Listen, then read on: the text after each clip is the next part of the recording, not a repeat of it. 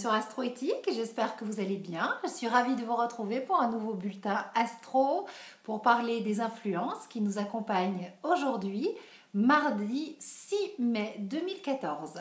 Alors, qu'est-ce qui se passe dans le ciel? Quelles sont les influences de la Lune, du Soleil, de Mercure, de Vénus, de toutes ces belles planètes qui sont nos alliés d'évolution? Que sont leurs messages et qu'ont-elles à nous dire pour avancer toujours à leur rythme, en fonction de leurs énergies et prendre le chemin de l'évolution de la bonne façon, en se connectant à l'univers et en allant dans son sens. Eh bien aujourd'hui, la Lune est en Lion et parallèlement à ça, elle va former plusieurs aspects positifs, un sextile à Mars, entre autres, donc plutôt punchy, plutôt dynamisant. Et elle va aussi former un trigone à Uranus. Mais surtout, parallèlement à ça, on a le Soleil qui est en Taureau, qui forme un sextile à Jupiter. Donc la combinaison de ces deux énergies jupitériennes, solaires, lionesques, ça m'a inspiré quoi? Qu'est-ce que j'ai sorti de ma petite besace, de ma tête? Comment tout ça s'est mis en place dans ma petite tête aujourd'hui? Eh bien, il m'est venu cette phrase que j'aime beaucoup, que j'ai appris par cœur, que j'ai notée. Vous savez, moi, sur mon iPhone, je note toutes les phrases que j'aime bien et je les relis de temps en temps. Et c'est une phrase sur la vie, sur le futur et sur la confiance en l'avenir. Parce que Jupiter nous parle de quoi? De confiance, d'optimisme.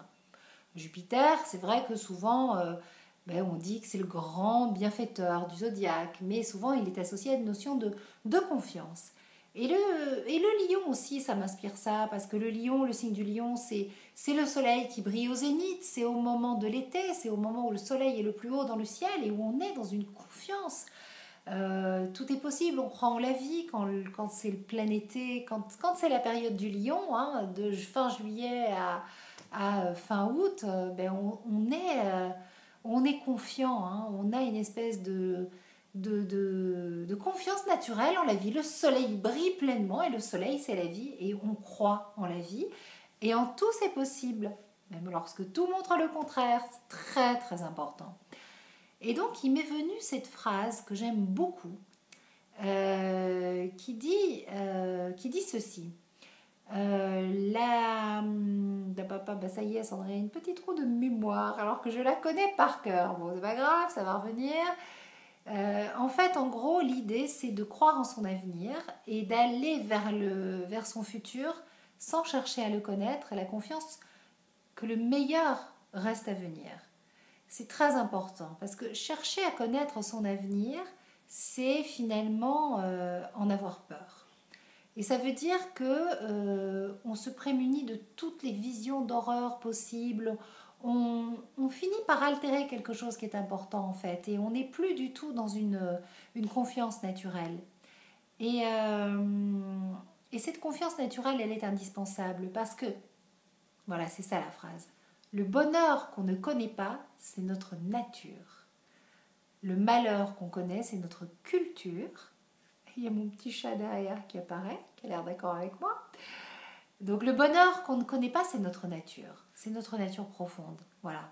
Ça, si on se reconnecte à notre inné, eh bien oui, il y a un bonheur, il y a le meilleur qui reste à venir toujours, quoi qu'il arrive.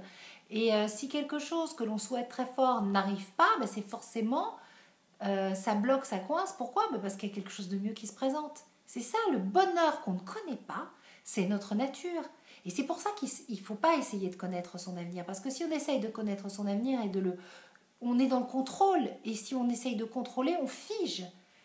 Et ça, c'est pas bon. Parce que tout ce qu'on fige, ça se dénature. Et la suite de la phrase, c'est ça. C'est le bonheur qu'on ne connaît pas, c'est notre nature. Le bonheur qu'on ne connaît pas, c'est notre nature. Le malheur qu'on connaît, c'est notre culture. Mais tout ce... voilà. Hop, c'est notre culture. Donc oui, ça c'est nos conditionnements.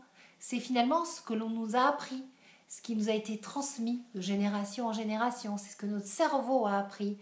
Mais on peut se déconditionner de ça. Pourquoi est-ce que forcément il va y avoir un malheur? Pourquoi s'y préparer par anticipation? Pourquoi prévoir le pire pour habituer son cerveau? Parce qu'à ce moment-là, on ne profite pas de la vie. Et la suite de cette phrase, voilà, c'est donc le bonheur qu'on ne connaît pas, c'est notre nature. Je vais arriver à la faire en entier. Le bonheur qu'on ne connaît pas, c'est notre nature. Le malheur qu'on connaît, c'est notre culture.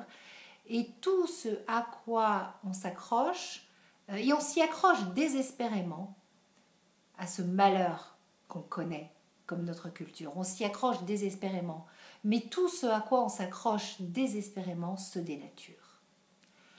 Elle est tellement vraie cette phrase. Bon, je vais en faire un petit montage comme je sais les faire et je vais vous la mettre sur Facebook parce que là, Sandrine, elle a fait en pointillé la phrase. C'est l'effet suspense.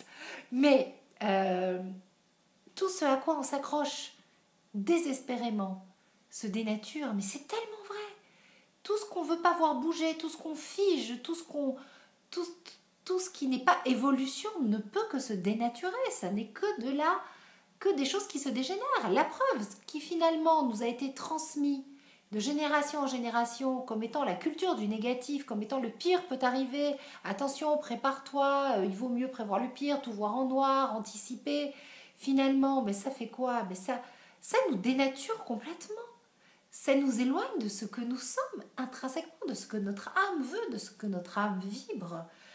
Et ça va jusqu'à altérer des fonctions essentielles, la vue notamment, parce que finalement les visions d'horreur, la vision du futur qui est négatif, mais ça peut, par anticipation, pour ne pas avoir à voir l'horreur, créer des problèmes d'yeux très forts. Ça va jusque dans notre chimie, dans notre biologie, ça se dénature.